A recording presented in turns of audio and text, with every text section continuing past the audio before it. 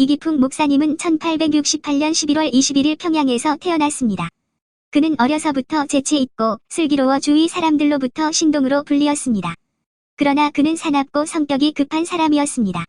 나이가 들면서 혈기가 왕성해지자 사나운 기운을 여지없이 발휘하기 시작하였고 박치기의 명수로서 이름을 날렸습니다. 또한 그는 돌팔매질을 잘하여 매년 대동강을 사이에 두고 벌어지는 석전에서 동편대장을 맡기도 하였습니다. 1885년 이후 많은 선교사들이 우리나라로 들어왔고 평양에도 많은 선교사들이 자리를 잡게 되었습니다. 그러나 당시 위정척사운동의 영향으로 사람들은 서양인을 경계했고 청년 이기풍 역시 그러하였습니다. 어느 날 이기풍은 집을 나서다가 코 큰 사람이 지나가는 것을 보았습니다. 이 분은 사무엘 마페 선교사였는데 이기풍은 그의 도도해 보이는 몸짓이 싫어서 친구들과 떼지어 몰려가 그의 집에 돌을 던졌습니다. 집안의 모든 것이 부서지는 소리가 났지만 돌을 다 던져도 아무런 반응이 없었습니다.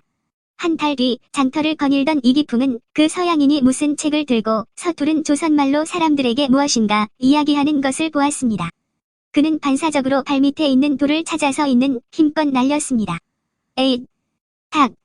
날아간 돌은 마페 선교사의 턱에 정통으로 맞았고 마페 선교사는 피를 흘리며 쓰러졌습니다. 이기풍은 쓰러진 그를 보고 양심의 가책을 느꼈지만 시치미를 떼고 그 자리를 떠났습니다. 1894년에 청일전쟁이 일어나면서 이기풍은 평양성을 빠져나와 원산으로 갔습니다. 그는 먹고 살 궁리를 하며 힘없이 걸어가다가 스왈른 선교사를 보았습니다. 스왈른 선교사를 보고 이기풍은 자신이 돌로 쳐서 피 흘리게 했던 마페 선교사를 떠올리며 생각했습니다. 내가 왜 죄 없는 사람을 돌로 쳤을까? 그 사람은 왜 돌을 맞았어도 반항을 하지 않았을까?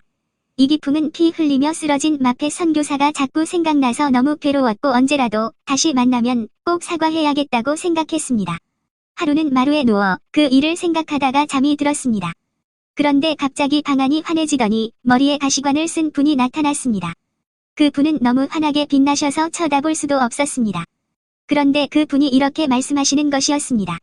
기풍아 왜 나를 핍박하느냐? 너는 나의 증인이 될 사람이다. 너무나 놀라서 깨어보니 꿈이었고 온 몸은 땀으로 흠뻑 젖어 있었습니다. 이기풍은 그 자리에 엎드렸습니다. 과거에 지은 수많은 죄가 자꾸만 머리에 맴돌면서 회개의 눈물이 한없이 흘러내렸습니다. 그는 이렇게 예수님을 만났지만 그 분의 증인으로서 어떤 것을 전해야 할지 몰랐습니다. 그 후 이기풍은 하나님의 은혜로 스왈른 선교사를 다시 만나게 되었습니다. 스왈른 선교사는 그의 체험을 듣더니 그에게 예수 그리스도의 복음을 전해주었습니다. 복음은 그를 감격시켰고 그의 내면에 뜨거운 성령의 역사가 일어났습니다. 그는 즉시 복음을 영접하고 예수 그리스도를 위해 살겠다고 다짐했습니다. 이후부터 그의 삶은 180도 달라졌습니다. 핍박자의 삶에서 전도자의 삶으로 바뀌었습니다. 그는 구원의 기쁨과 성령의 역사로 에너지가 흘러넘쳐서 피곤한 줄도 모르고 하루 종일 전도하였습니다. 이후 이기풍은 스왈른 선교사의 조사 역할을 하며 스왈른 선교사에게 한국어를 가르쳐주고 설교와 각종 행정 업무를 담당했습니다. 스왈른 선교사가 함경도 지역에 대한 순회 선교를 시작하자 그는 1898년부터 약 4년간 성경을 판매하고 보급하는 매서인이 되어 함경도에서 성경을 보급하고 복음을 전했습니다. 그는 보통 낮에는 성경을 보급하고 저녁에는 복음에 관심 갖는 사람들을 숙소에 모아 성경을 가르쳤습니다. 이기풍은 1903년에 신학교에 입학하여 5년 후 목사 안수를 받고 초대 한국인 목사 7인 중에 한 명이 되었습니다. 그가 공부를 시작할 즈음 그는 마페 선교사의 소개를 받아 유나메라는 이름의 여인과 결혼하였습니다. 그녀는 18세의 말라리아로 죽을 날을 기다리며 누워 있었습니다. 어느 날 한 의사로부터 복음을 전해 들었습니다. 그녀는 예수님이란 분이 자신에게도 찾아오셔서 병을 고쳐주시길 소원하며 기도하기 시작했습니다. 전혀 움직이지 못했기 때문에 가만히 누워서 하루 종일 기도만 했습니다. 기도하는 중에 그녀는 환하게 빛나는 분이 들어오시는 것을 보았습니다. 그때 자신도 알아차리지 못한 가운데 신기한 일이 일어났습니다. 조금도 움직이지 못하던 그녀가 그 분을 따라 엉금엉금 기어간 것입니다. 이틀 후 그녀는 병에서 고침을 받고 건강을 찾아 병상에서 일어났습니다. 그 뒤로 그녀는 매일 기도와 찬송을 쉬지 않고 주일 예배를 절대적으로 지켰는데 이에 대해 가족의 핍박이 심했습니다. 결국 그녀는 가족의 모진 핍박을 피해 평양으로 도망하였고 마페 선교사 가정과 함께 살며 전도에 힘쓰다가 이기풍과 결혼하게 된 것입니다. 그녀는 결혼하지 않고 평생 전도인으로 살고자 했지만 믿음으로 결혼하였고 이기풍이 목사요 선교사로 살도록 기도와 사랑의 수고를 평생 감당하였습니다. 목사 안수 후 총회에서 이기풍 목사님을 제주도 선교사로 파송하기로 결정하였습니다. 이기풍 목사님은 자신이 제주도 선교사로 결정된 뒤 마음이 힘들었습니다. 그도 그럴 것이 당시 제주도는 탐나국으로 불리는 외국과 같은 땅이었고 말도 잘 통하지 않았습니다.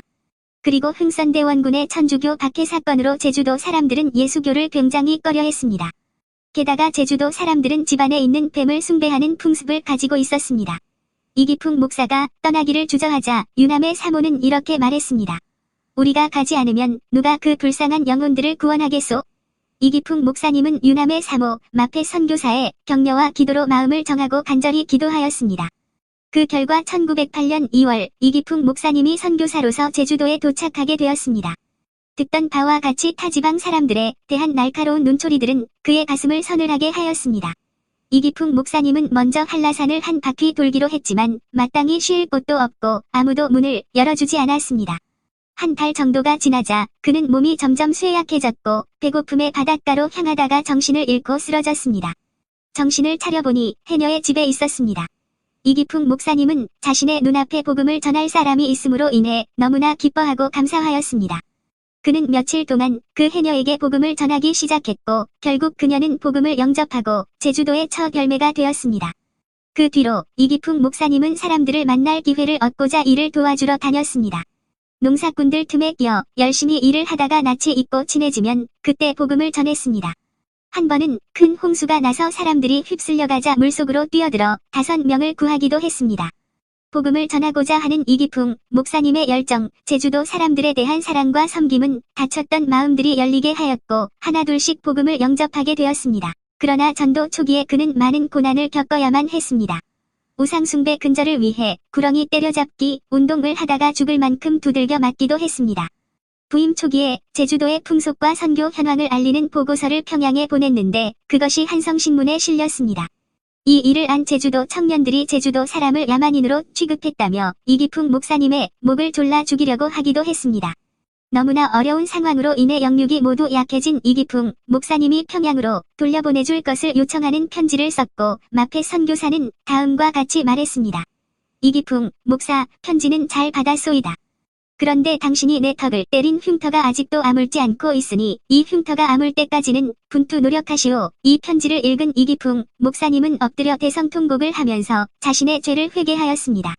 이 일이 있은 후 그는 성령 충만한 가운데 기쁨이 흘러넘쳤으며 다시는 좌절하지 않았습니다. 오히려 영혼을 구원하기 위해 목숨을 걸고 영적 투쟁을 감당했습니다. 하루는 한 귀신 들린 자를 집으로 데려왔습니다. 그는 쇠사슬로 묶어 놓아도 어느 틈에 풀고 도망가기가 일소요. 길 가는 사람 상투 끝에 은비녀도 감쪽같이 훔쳐내는 그야말로 도적 미치광이었습니다. 이기풍 목사님은 그 사람을 묶어 놓고 기도하였습니다. 다른 때 같으면 묶어 놓은 것을 풀고 달아났을 텐데 이상하게 그날은 힘없이 주저앉아 있었습니다. 이유를 묻자 항상 자기 대장이 와서 도망가게 도와주는데 오늘은 천군천사가 긴 창을 들고 집을 빙 둘러싸고 있기 때문에 대장이 못 들어오고 있다고 답하는 것이었습니다.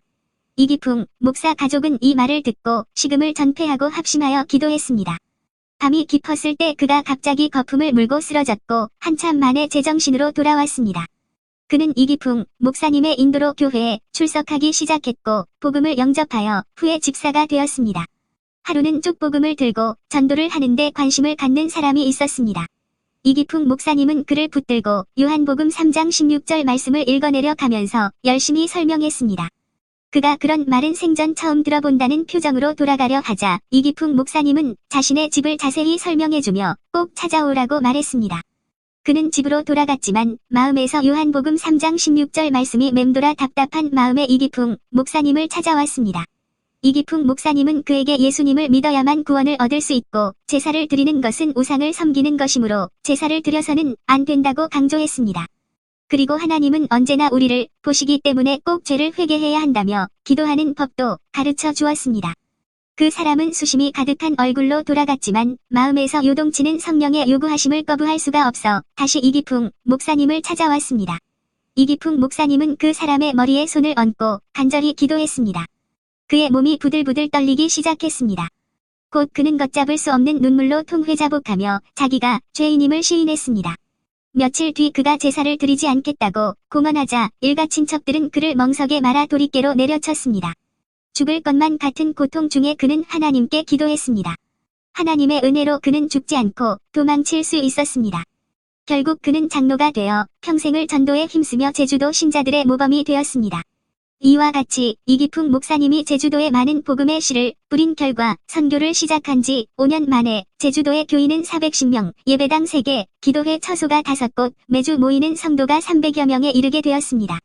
1917년 1차 선교를 마칠 무렵 제주도 성안교회를 비롯해 금성, 삼양, 성읍, 조춘, 모슬포, 한림, 용수, 세화 등의 교회가 서게 되었습니다. 이기풍 목사님은 1918년에 전남 광주 북문안교회의 초대 목사로 부임하였지만 제주도에서 셋째 아들을 잃은 슬픔이 가시기도 전에 2살 된 넷째 아들을 하늘나라로 먼저 보내야 했습니다.